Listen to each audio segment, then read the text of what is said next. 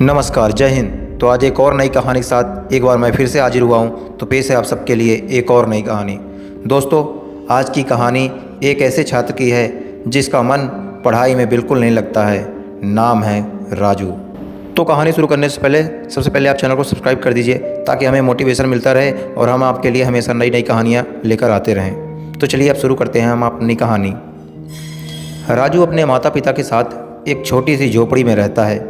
पिता दिहाड़ी मजदूर है जिसको घर का खर्च चलाने में बहुत दिक्कत होती है। राजू को पढ़ाई करना कतई पसंद नहीं था और ख़ास करके गणित और अंग्रेजी तो उसे बहुत डराती थी। इस बात से राजू के पिता भी बहुत चिंतित थे। एक दिन राजू के पिता ने राजू से पूछा कि क्या तुम आगे पढ़ना चाहते हो? अगर चाहते हो तब तो ठीक है, और अगर नहीं पढ़ने का मन है तो कोई छोटा मोटा काम धंधा करो, क्योंकि तुम हर बार परीक्षा में फेल हो जा रहे हो और मेरी हैसियत इतनी नहीं है कि तुम्हारी पढ़ाई का खर्च उठा सकूं। अगर कोई काम करोगे तो कुछ आमदनी होगी और मुझे घर का खर्च चलाने में मदद मिलेगी। राजू ने कुछ सोचने के बाद परेशान होकर घर से निकल गया और काम की तलाश में लग गया। पूरे दिन भर भटकने के बाद भी उसे एक छोटी सी नौकरी तक नहीं मिली। थका हारा वह भटकते हुए अब तो उसे ज़ोरों से भूख भी लगी थी। तभी उसने एक चौराहे पर देखा कि एक दुकान है जहां काफ़ी ज़्यादा भीड़ लगी हुई है। राजू ने सोचा कि यहाँ तो ग्राहकों की भीड़ लगी हुई है, एक बार काम मांग कर देखता हूँ, क्या पता कोई काम मिल जाए। राजू सीधे दुकान के मालिक से मिलता है और पूछता है कि क्या आपकी दुकान में मेरे लायक कोई काम है? मैं कोई भी काम कर लूँगा। यह सुनकर दुकानदार ने पूछा कि क्या तुम्हें पढ़ना लिखना और हिसाब किताब करना आता है? तब राजू कहता है कि हाँ, मुझे पढ़ना लिखना आता है। दुकानदार अंदर जाता है और अंदर से 2 पर्चे लेकर आता है। वह पर्चे राजू को दे देता है और दुकानदार कहता है कि जल्दी से ये दोनों पेपर भर दो। तुम्हारे पास आधा घंटा है, अर्थात 30 मिनट। अगर तुमने ये दोनों पेपर आधे घंटे के अंदर भर दिया तो तुम्हारी नौकरी पक्की। लेकिन जैसे ही राजू ने वो दोनों पर्चे देखे वैसे ही उसके हाथ पांव फूलने लगे, क्योंकि उसमें से एक पर्चा गणित का और दूसरा पर्चा अंग्रेजी का, और ये दोनों उसके बस की बात नहीं थी। देखते देखते आधा घंटा बीत गया। दुकानदार आया और राजू से पर्चा मांगे, लेकिन दोनों पर्चे खाली देखकर वह क्रोधित हुआ। दुकान के मालिक ने कहा कि तुम तो किसी काम के नहीं, मैं तुम्हें नौकरी नहीं दे सकता, तुम जा सकते हो।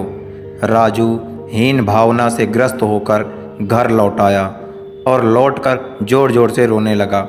जब पूरी बात पिता को पता चली तो कहने लगे कि बेटा, काम कैसे भी कहो, छोटा हो या बड़ा, हर क्षेत्र में शिक्षा की ज़रूरत पड़ती है। अगर तुम जीवन में आगे बढ़ना चाहते हो तो तुम्हें शिक्षा को अपनाना पड़ेगा। अब से पूरे मन से पढ़ाई करो।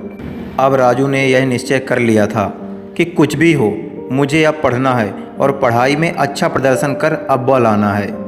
राजू ने अपनी मेहनत चालू कर दी। उसने दिन रात एक कर दिया, खूब मन लगाकर पढ़ाई की। अपने अनेक दैनिक जीवन कार्यों से निवृत्त होकर वह पढ़ाई में जुट जाता और कब दिन से कब रात हो जाती उसे पता ही नहीं चलता। इस तरह से पूरा साल बीत गया और राजू ने अपनी परीक्षा दी। होना क्या था, सारे पेपर बहुत अच्छे गए और अंततः परीक्षा परिणाम का दिन आया। जब राजू ने अपना परिणाम देखा तो वह फूला नहीं समाया, क्योंकि उसका नाम जिले की प्रवीण सूची अर्थात मेरिट लिस्ट में था। वह भी पहले नंबर पर था। यह देखकर राजू के माता पिता की आंखों में खुशी के आंसू झलक उठे। ऐसा पहली बार हुआ था कि जब किसी छोटे से गांव के एक लड़के का नाम जिले की प्रवीण सूची अर्थात मेरिट लिस्ट पर पहले नंबर पर आया हो। इसके बाद प्रतिभा सम्मान समारोह रखा गया। इस समारोह में राजू को श्रेष्ठ प्रदर्शन पर पुरस्कृत किया जाना था। पुरस्कार में मुख्य अतिथि अर्थात चीफ गेस्ट के द्वारा राजू को कुछ धन राशि और मेडल दिया जाना था। और क्या आप जानते हैं कि मुख्य अतिथि कौन थे? जी हाँ, मुख्य अतिथि वही दुकान के मालिक थे जिन्होंने राजू को यह कहकर काम नहीं दिया था कि तुम किसी काम के नहीं हो, मैं तुम्हें काम नहीं दे सकता।